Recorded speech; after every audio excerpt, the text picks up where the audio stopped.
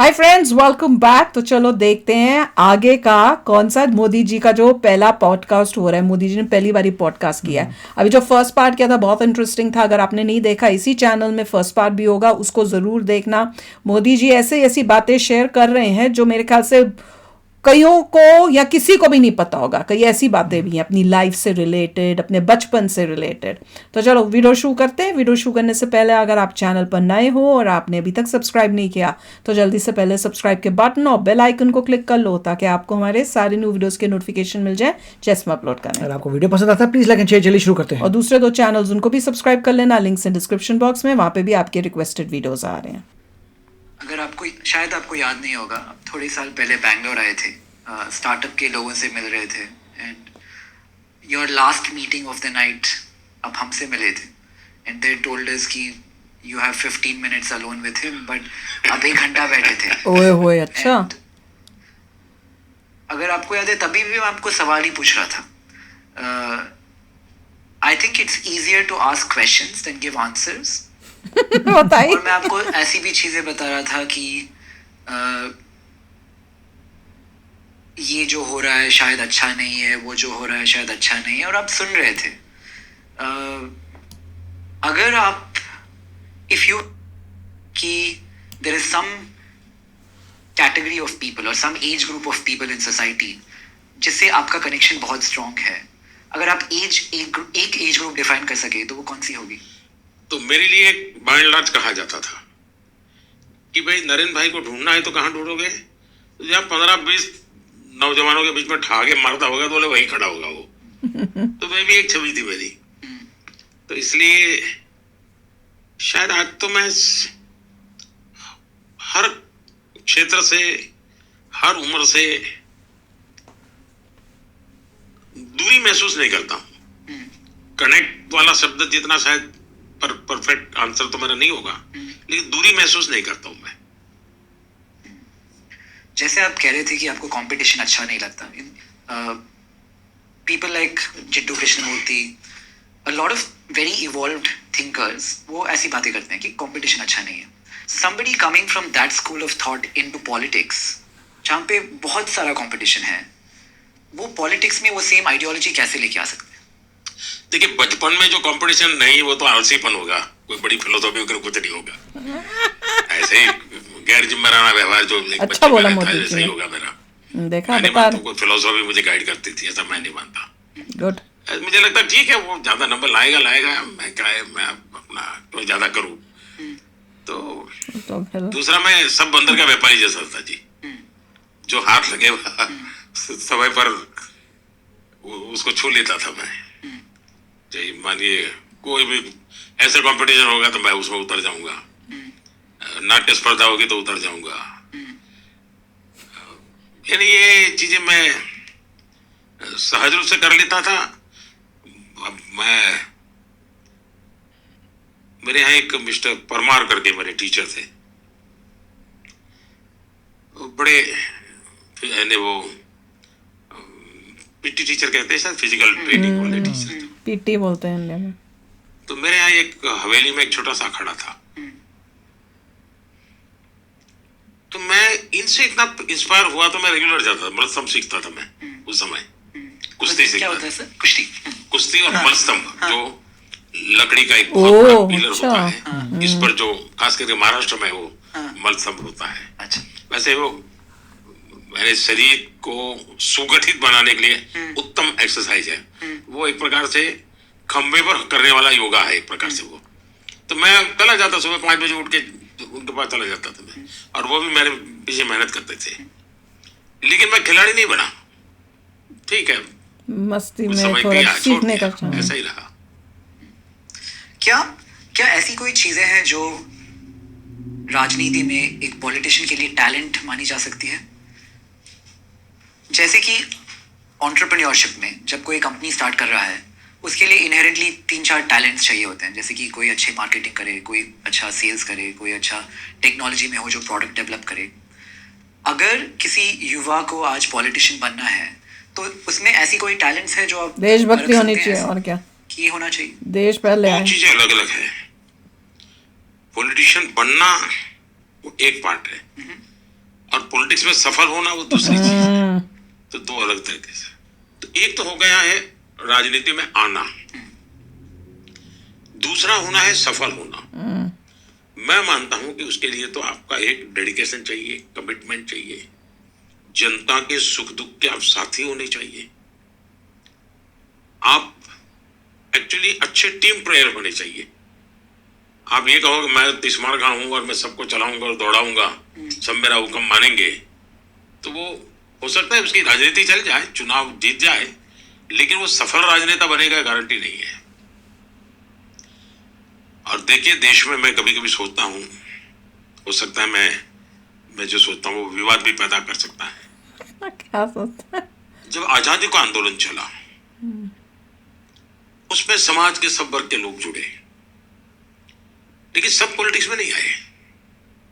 कुछ लोगों ने अपना जीवन बाद में शिक्षा को दे दिया, किसी ने खादी को दे दिया, किसी ने प्रौढ़ शिक्षा को दे दिया, किसी ने ट्राइबल की भलाई के लिए, ऐसा रचनात्मक काम में लग गए। लेकिन देशभक्ति से प्रेरित वो आंदोलन था, आजादी का आंदोलन।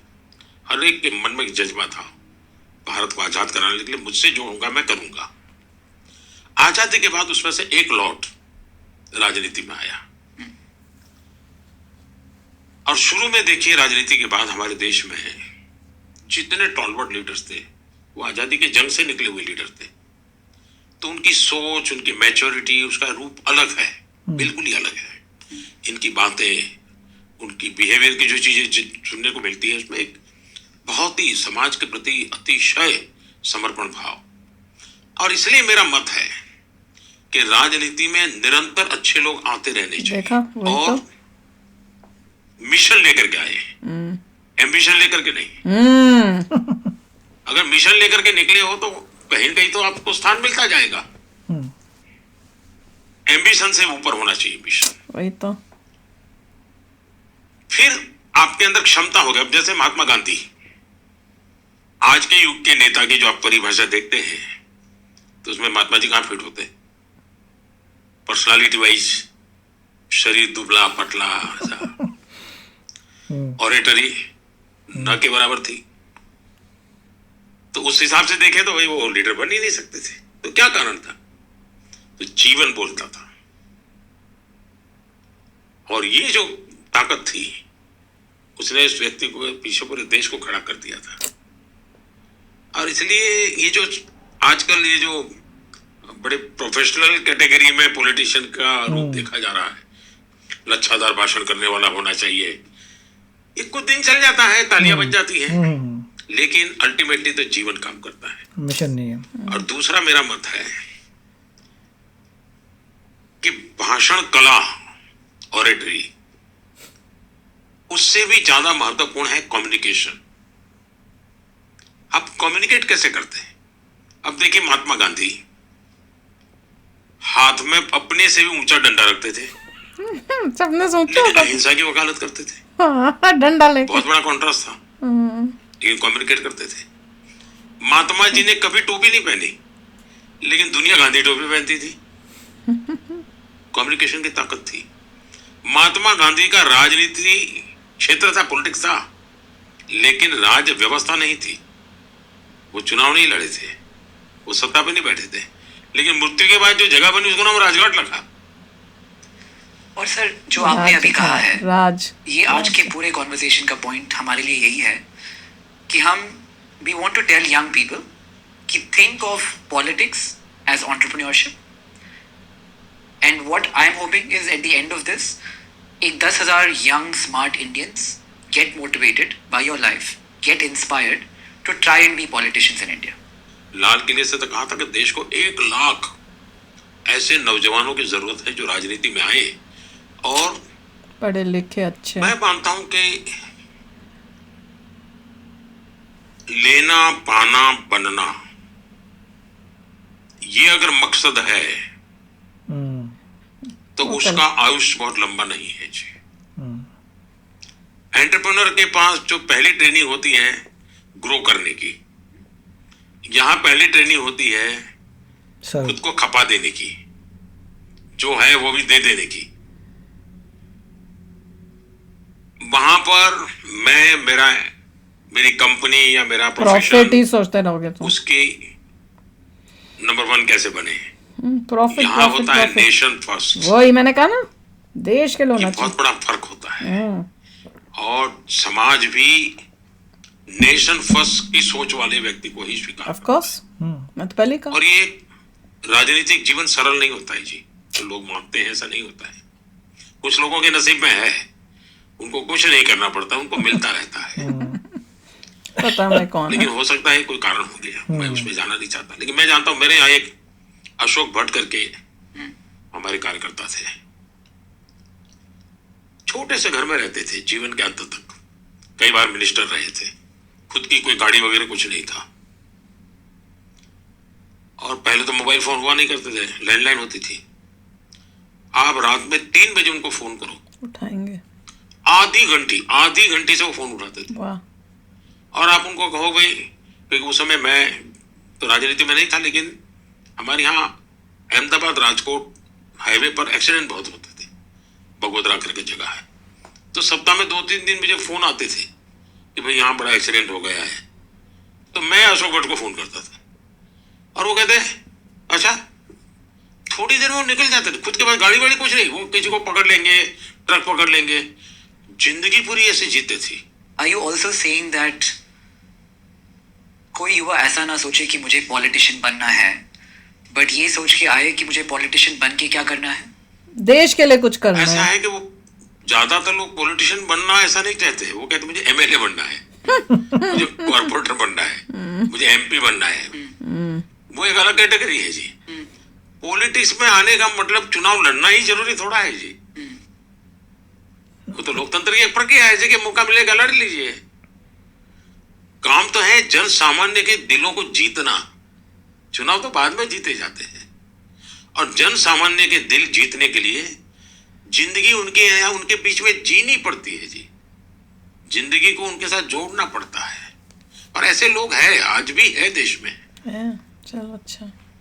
अगर आप आजकल के पॉलिटिशियंस के बारे में बात करें जो यंग है, आपको किसी में ऐसी दिखती है, like do see that much tough to potential से, इन एनीबॉडी? नाम बहुत कैसे? लोग हैं जी, बहुत कौन? लोग हैं मोदी जी नाम बताओ। और बिल्कुल खप जाते हैं, दिन रात मेहनत करते हैं, कौन है? मिशन मूड में काम करते हैं जी। कोई एक आदमी आपके देखा मैं मैं नाम कहूंगा तो कईयों के साथ अन्याय हो जाएगा। मैंने कहा था नहीं तो बता। मेरा दायित्व बनता है कि मैं किसी को अन्याय न करूं। देखिए मेरे सामने कई नाम है, कई चेहरे हैं, कई लोगों की बारीकियां मुझे पता है। जब आप पहले कह रहे थे कि वो जो लोगों के साथ रहना, फीलिंग फॉर देम, वो एम्पैथी, सिंपैथी, क्या आपके चाइल्डहुड में ऐसी कोई चीजें थी which made you like that? मतलब जैसे आप कह रहे थे कि पॉलिटिशियन जब आप बनना चाहते हैं तो it's not about you, you are secondary. जो लोग हैं जिनके लिए आप पॉलिटिशियन है वो पहला बन जाते हैं। आपके चाइल्डहुड में ऐसी कोई चीज थी जिसकी वजह से वो ऐसा है कि मेरा जीवन मैंने नहीं बनाया है, हालात ने बनाया है। मैं बचपन से जो जिंदगी गुजार करके आया हूं, मैं उसकी गहरे में जाना नहीं चाहता हूं, क्योंकि अलग मेरा बचपन बीता है। लेकिन वो जिंदगी बहुत कुछ सिखाती है जी। और शायद वही मेरा एक प्रकार से सबसे बड़ी यूनिवर्सिटी थी। मुसीबत यूनिवर्सिटी है मेरे लिए, जो मुझे सिखाती है। और हो सकता है कि मैंने मुसीबत को मोहब्बत करना सीख लिया है, जिसने मुझे बहुत कुछ सिखाया है। मैं उस राज्य से आता हूं जहां मैंने माताओं बहनों को सर पे घड़ा लेकर के 2-2, 3-3 किलोमीटर पानी के लिए जाते देखा है। तब मेरा मन करता है कि आजादी के 75 साल के बाद क्या मैं पानी पहुंचा सकता हूं? तो उस संवेदनाओं में से पैदा हुई मेरी ये एक्टिविटी है। योजनाएं होगी, पहले भी होगी, मैं योजनाओं को क्लेम नहीं करता।